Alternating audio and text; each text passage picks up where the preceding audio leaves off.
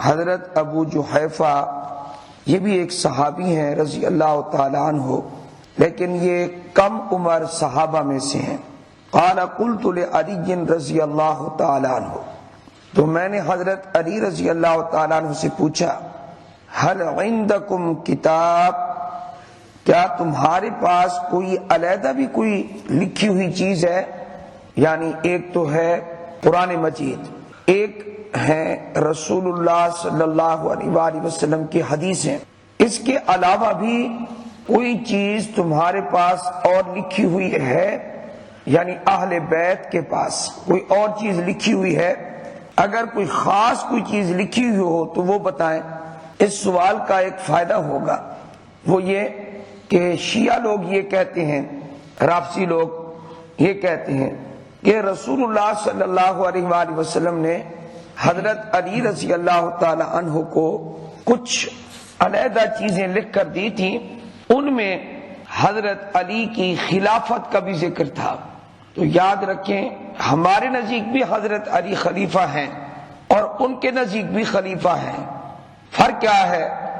فرق یہ ہے کہ ہمارے ہاں وہ چوتھے خلیفہ ہیں اور 3 خلیفے ان سے پہلے موجود ہیں۔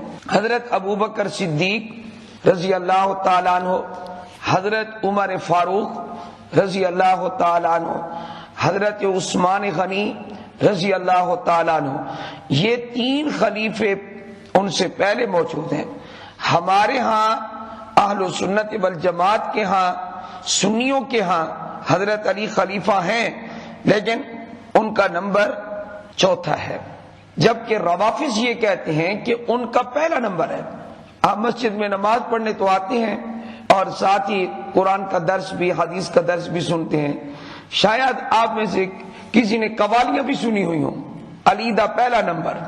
یہ قوالیوں میں اچھا لوگ جو ہے وہ کس طریقے سے سنیں، اچھا ان کو پتہ نہیں ہوتا سچ کیا ہے جھوٹ کیا ہے۔ علی کا پہلا نمبر نہیں ہے، حضرت علی کا چوتھا نمبر ہے۔ تو جس قوالی میں شروع سے یہ جھوٹ ہو، وہ کہتے ہیں برکت کے لیے صبح صبح ہم قوالی چلاتے ہیں، کاروبار میں بھی برکت، رکشہ ہے اس میں بھی برکت، بس ہے اس میں بھی برکت، گاڑی میں بھی برکت، ہر چیز میں برکت، دکان میں ہر چیز میں برکت، دفتر میں بھی برکت، سانس سے برکت۔ تو بات یہ ہے کہ حضرت ابو جحیفہ رضی اللہ تعالی عنہ پوچھ رہے ہیں، آپ یہ بتائیں کہ آپ کے پاس کچھ اور بھی لکھا ہوا ہے جو رسول اللہ صلی اللہ علیہ وسلم نے آپ لوگوں کو خاص طور پر اہل بیت کو علم عطا کیا ہو اور دوسروں کو وہ علم نہ دیا ہو، وہی کے ایسے راز جو اہل بیت کے پاس ہوں کسی اور کے پاس نہ ہوں؟ حضرت علی کا جواب سنیں۔ حضرت علی رضی اللہ تعالیٰ عنہ نے فرمایا، قال لا، ہمارے پاس کوئی علیحدہ علم نہیں ہے، جو عام مسلمانوں کو دیا گیا ہے وہی اہل بیت کو دیا گیا ہے۔ عام مسلمانوں کو کیا ملا؟ قرآن، تو ہمارے پاس بھی قرآن ہی ہے۔ عام مسلمانوں کو کیا ملا؟ رسول اللہ صلی اللہ علیہ وسلم کی حدیثیں، اور ہمیں بھی آپ علیہ السلام کی حدیثیں ملی ہیں۔ الا کتاب اللہ، ہمیں جو کچھ ملا ہے وہ ہمیں کیا ملا؟ کتاب اللہ۔ کتاب اللہ سے مراد قرآن مجید ہے۔ او فہم اعطیہ رجل مسلم، یا دین کی وہ سمجھ جو کسی مسلمان کو ملتی ہے تو ہمیں بھی اللہ نے وہی دین کی سمجھ عطا فرمائی ہے۔ یہ کون ہمیں سمجھا رہے ہیں؟ حضرت علی رضی اللہ تعالیٰ عنہ۔ ہاں ایک تیسری چیز ہے، یہ فرمایا ما فی ہذہ الصحیفہ او ما فی ہذہ الصحیفہ، فرمایا کہ حضرت علی رضی اللہ تعالی عنہ کی جو تلوار تھی، اس تلوار کی نیام میں اس کے اندر ایک لکھا ہوا کاغذ تھا۔ فرمایا ہاں اس لکھے ہوئے کاغذ میں جو کچھ لکھا ہوا ہے یہ بھی میرے پاس موجود ہے۔ اب رہ گئی یہ بات کہ اس کاغذ میں لکھا ہوا کیا تھا، اس صحیفہ میں کیا لکھا ہوا تھا۔ شکر ہے خدا کا کہ حضرت علی نے اس کی وضاحت کر دی ہے، ورنہ یہ کہتے یہ کیا کہ علی دا پہلا نمبر۔ اس کی وضاحت خود حضرت علی نے فرما دی ہے کہ اس کاغذ پر لکھا ہوا کیا تھا۔ تو فرماتے ہیں ما فی ہذہ قلت قال قلت، حضرت ابو جحیفہ رضی اللہ تعالیٰ عنہ فرماتے ہیں میں نے حضرت علی سے کہا وما فی ہذہ الصحیفہ، اس صحیفہ میں کیا ہے، اس لکھے ہوئے کاغذ میں کیا ہے؟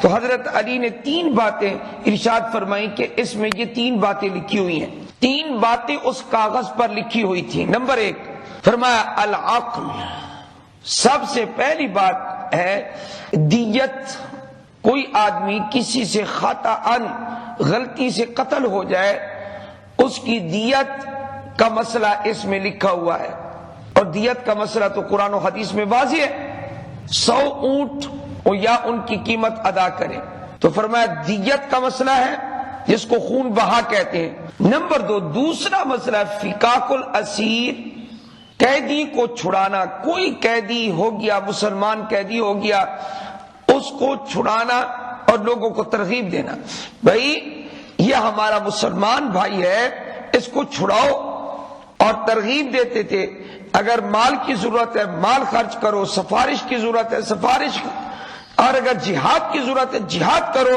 لیکن اپنا مسلمان بھائی چھڑاؤ۔ فکاک الاسیر، قیدی کو چھڑانا۔ فرمایا ولا یقتل مسلم بکافر، تیسرا مسئلہ جو اس کاغذ پر لکھا ہوا تھا وہ یہ کہ کوئی مسلمان اگر کسی حربی کافر کو قتل کر دے، حربی کس کو کہتے ہیں؟ جنگ کرنے والا کافر، اس ملک کا کافر کہ جس کے ساتھ ہماری کوئی صلح نہیں ہے، اس ملک کے کافر کو کوئی مسلمان قتل کر دے تو مسلمان کو نبی علیہ الصلوۃ والسلام نے فرمایا اس مسلمان کو اس کافر کے بدلے میں قتل نہ کیا جائے، حربی کے بدلے میں قتل نہ کیا جائے، بلکہ خون بہا دے دیا جائے۔ ہم سے مسلمانوں پر لازم ہے کہ وہ 100 اونٹوں کے برابر اس کی دیت ادا کر دیں، لیکن کسی مسلمان کو کافر کے بدلے میں قتل نہ کیا جائے۔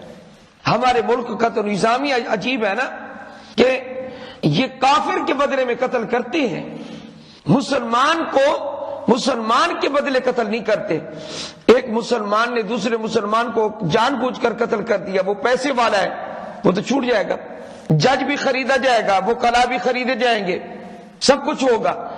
مسلمان نے مسلمان کو قتل کر دیا یا کافر نے، باہر کے کافر نے مسلمان کو قتل کر دیا تو اس کو قتل نہیں کریں گے، ہاں ان کا کچھ مارا جائے، قتل ہو جائے، ادھر مسلمان کو پھڑکا دیں گے۔ لیکن نبی علیہ الصلوۃ والسلام نے کیا ارشاد فرمایا؟ کسی بھی مسلمان کو کافر حربی کے بدلے قتل نہ کیا جائے، بالکل نہ کیا جائے۔ یہ 3 احکام تھے۔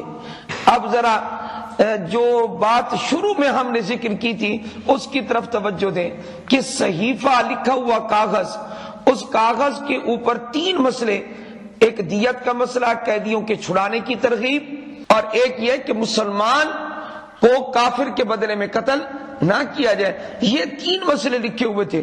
اس کی وضاحت بھی ہو گئی اور کاغذ پر لکھا ہوا بھی تھا۔ امام بخاری کا مقصد بھی بالکل ثابت ہو گیا، کیا کہ علم کو لکھنا بھی جائز ہے۔